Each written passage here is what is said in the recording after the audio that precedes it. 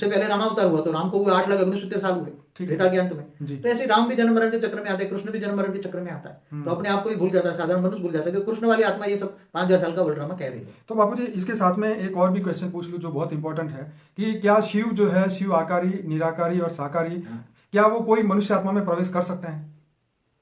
देखो, इस ब्रह्मांड का मालिक शिव जी, उसको दूसरे के शरीर में प्रवेश करके काम कराने की जरूरत क्या है? उसके तो खुद के अवतार होते हैं। आप पढ़ो ना, शिव के 28 अवतार हुए। हाँ, अगर उनको प्रवेश करके काम कराना होता तो 28 अवतार क्यों लेते? देखो, जो प्रवेश करके काम करने वाली आत्मा को तो हम भूत प्रेत कहते हैं। भूत प्रेत किसी की बॉडी में प्रवेश करके उसमें बोलती है, ज्ञान देती है, चाहे ज्ञान भी दे, तो उसको भूत प्रेत कहेंगे ना। बाबू जी, शिव भगवान किसी के भी तन में प्रवेश करे ऐसा तो भारत के कोई भी शास्त्रों में ऐसा नहीं लिखा है। आज 4 वेद, 16 उपनिषद, 18 पुराण भी ज्यादातर मैंने पढ़े हैं बड़े रूप से जी, मगर मैंने आज तक कहीं नहीं कहा कि शिव ने किसी में प्रवेश करके या ज्ञान दिया हो। बराबर, वो तो डायरेक्ट रेत मार के प्रेरणा देकर भी काम कर सकता है। हाँ, वो तो है। उसको खुद अवतार लेता है, स्वयं अपना अवतार लेते हैं। हाँ, जैसे स्वयं भू खुद धरती पे 28 अवतार हुए, खुद के अवतार होते हैं, वो किसी में प्रवेश नहीं करता। किसी में प्रवेश करने वाली आत्मा तो भूत प्रेत होती है, उसको हम भूत प्रेत कहते हैं। ओके, हल्की क्वालिटी की आत्मा भूत प्रेत प्रवेश कराता है। भूत प्रेत जैसे ब्रह्मा कुमारी में तो कृष्ण वाली आत्मा उसमें प्रवेश करती है, तो शिव थोड़ा प्रवेश करता है उसमें। मैंने पहले ही बोला difference between Shiv Baba and PBK में भी यही कहा जाता है। वो राम वाली आत्मा शंकर का पाठ बता रही है, तो वो कहता है शिव मेरे अंदर आता है। वो राम वाली आत्मा है, यहाँ कृष्ण वाली आत्मा कहता है शिव मेरे अंदर आता है, और यहाँ तो कहता है कंबाइंड है। क्या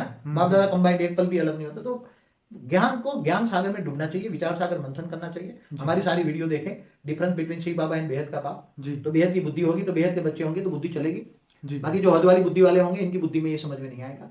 इसलिए हम बेहद के बच्चों को कहेंगे बेहद का ज्ञान सागर, विचार सागर मंथन करें। तो इस धरती लोक की सब आत्माओं को ऊपर के लोग में मल्टीवर्स से भी ऊपर जाना चाहें तो क्या करें?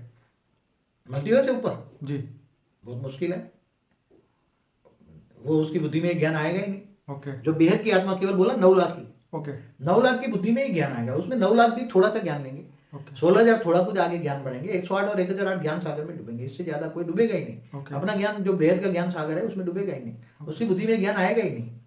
मल्टीवर्स, ज्यादातर मल्टीवर्स का ज्ञान समझ में आएगा जो मल्टीवर्स वाली आत्मा होगी, जो ऊपर से ग्रेट यूनिवर्स से आई है। मल्टीवर्स में हमारे समझो कि हमने वीडियो बनाई ना, ग्रेट 17, ग्रेट 15, G16 वाली कोई आत्मा हो जी, तो उसको समझ में आएगा मल्टीवर्स। बाकी इसको सबको मल्टीवर्स भी नहीं समझ में आएगा जी।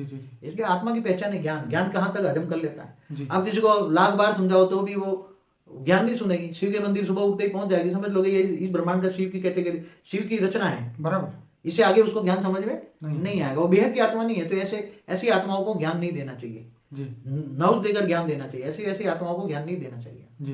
फिर भी हमने तो हमारे वीडियो जो है उसमें हद की भी बातें की हैं, बेहद की भी बातें की हैं। हद के बच्चों के लिए भी मुक्ति कैसी पाए, हद की आत्माओं को मुक्ति, बेहद की जीवन मुक्ति होगी। इसलिए बेहद की मुक्ति